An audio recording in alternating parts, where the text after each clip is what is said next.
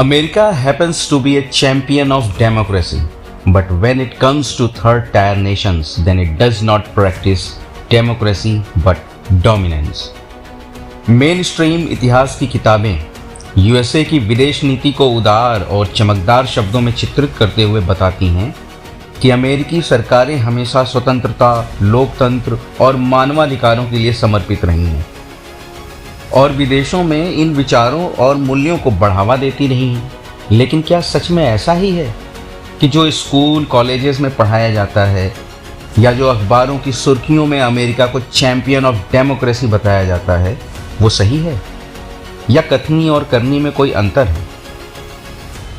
आज के इस वीडियो में हम कुछ ऑथेंटिक बुक्स जो इसी सब्जेक्ट्स पे लिखी गई हैं और समय समय पर CIA के द्वारा सीक्रेट डॉक्यूमेंट्स को जो डीक्लासिफाई किया गया है उन्हें आपके सामने रखकर ये जानने और समझने की कोशिश करेंगे कि यूएसए गवर्नमेंट अपनी इंटेलिजेंस एजेंसी CIA के जरिए दुनिया के तमाम देशों में तख्तापलट और हत्याओं में शामिल रही है या नहीं।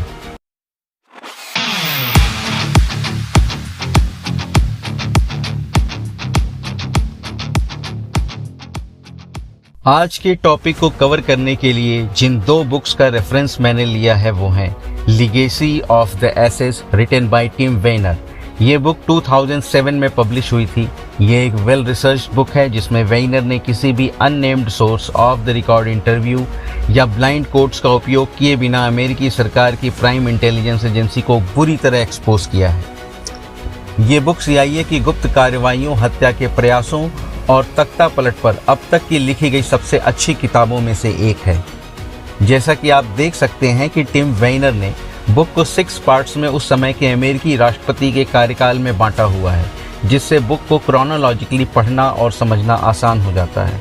हमारी दूसरी रेफरेंस बुक है the CIA and the cult of intelligence. ये बुक 1974 की एक कंट्रोवर्शियल बुक है जिसे विक्टर मार्शेटी ने, जो CIA के उप निदेशक के पूर्व विशेष सहायक थे, और जॉन डी मार्क्स, जो संयुक्त राज्य अमेरिका के डिपार्टमेंट ऑफ स्टेट के पूर्व अधिकारी थे, ये दो लोगों ने लिखी है।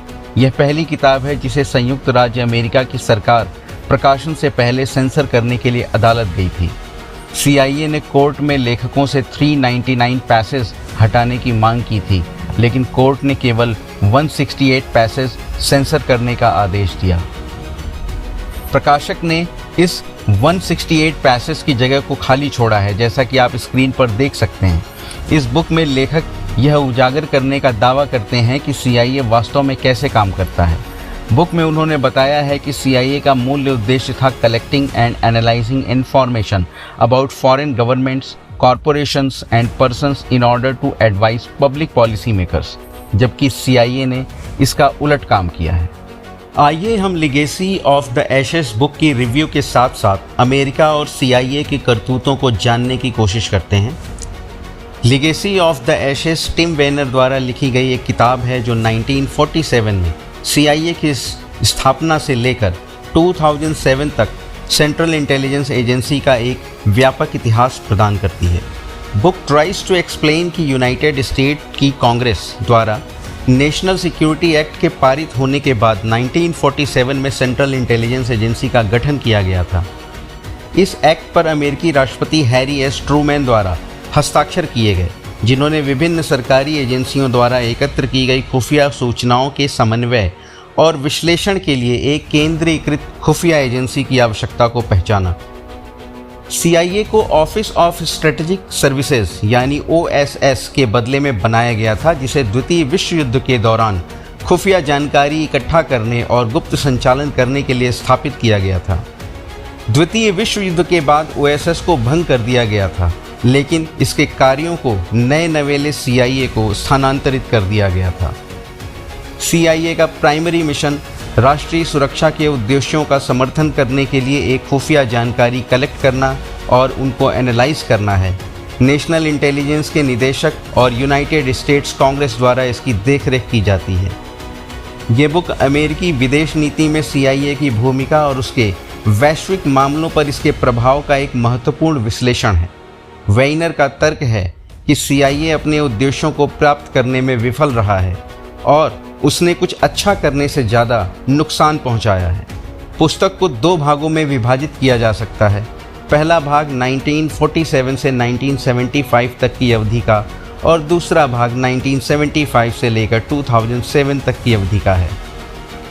अगर हम 1947 में CIA की स्थापना से लेकर 1975 में वियतनाम युद्ध के अंत तक की अवधि देखें तो वेइनर का तर्क है कि CIA को संयुक्त राज्य अमेरिका एक गुप्त खुफिया एजेंसी प्रदान करने के लिए बनाया गया था, जो पारंपरिक सेना और डिप्लोमेटिक चैनल के बाहर काम कर सके। एजेंसी को खुफिया जानकारी इकट्ठा करने, गुप्त अभियान चलाने और हत्याओं और तोड़फोड़ के अन्य रूपों को अंजाम देने का काम सौंपा गया था। वेइनर का तर्क है कि CIA के प्रारंभिक वर्षों में दिशा और उद्देश्य की कमी थी। एजेंसी आंतरिक संघर्षों और सत्ता संघर्षों से त्रस्त थी और इसके नेता अक्सर राष्ट्रीय हितों की सेवा करने की तुलना में अपने स्वयं के हितों की रक्षा करने के लिए अधिक चिंतित थे। CIA का पहला बड़ा ऑपरेशन 1953 में ईरान की लोकतांत्रिक रूप से चुनी हुई सरकार को उखाड़ फेंकना था। उस समय ईरान का नेतृत्व प्रधानमंत्री मोहम्मद मोसादेक कर रहे थे, जिन्होंने देश के तेल उद्योग का राष्ट्रीयकरण किया था, जिसे पहले ब्रिटिश कंपनियों द्वारा नियंत्रित किया गया था। संयुक्त राज्य अमेरिका के समर्थन से ब्रिटिश सरकार ने मोसादेक को उखाड़ फेंकने और तेल उद्योग को ब्रिटिश नियंत्रण में बहाल करने की कोशिश की। CIA ने तख्तापलट में महत्वपूर्ण भूमिका निभाई, जिसमें प्रचार, रिश्वतखोरी और गुप्त संचालन का एक संयोजन शामिल था।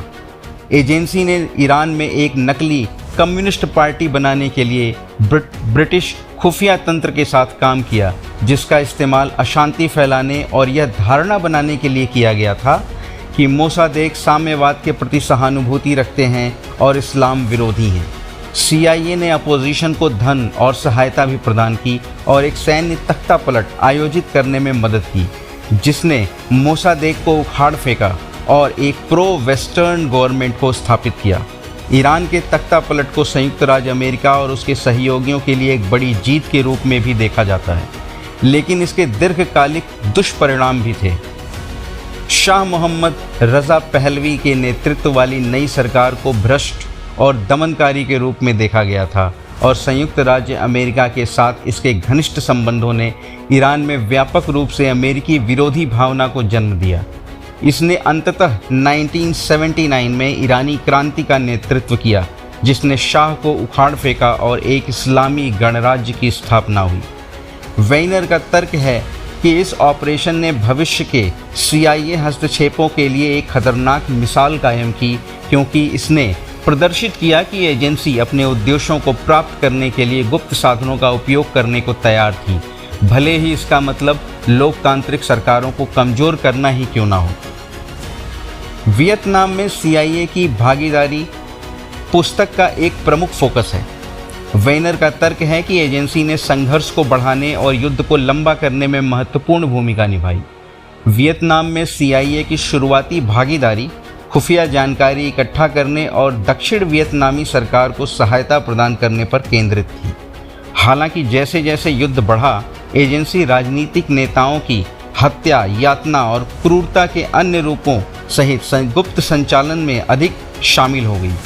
वेइनर का तर्क है कि वियतनाम में CIA की कार्रवाइयाँ लाभप्रद होने की बजाय हानिकारक थीं और अंततः संयुक्त राज्य की हार में योगदान दिया। अगर हम 1975 में वियतनाम युद्ध की समाप्ति से लेकर 2007 तक की अवधि तक की बात करें, तो वेइनर का तर्क है कि वियतनाम में CIA की विफलताओं ने एजेंसी ने अपने भीतर आत्मनिरीक्षण और सुधार का काम किया।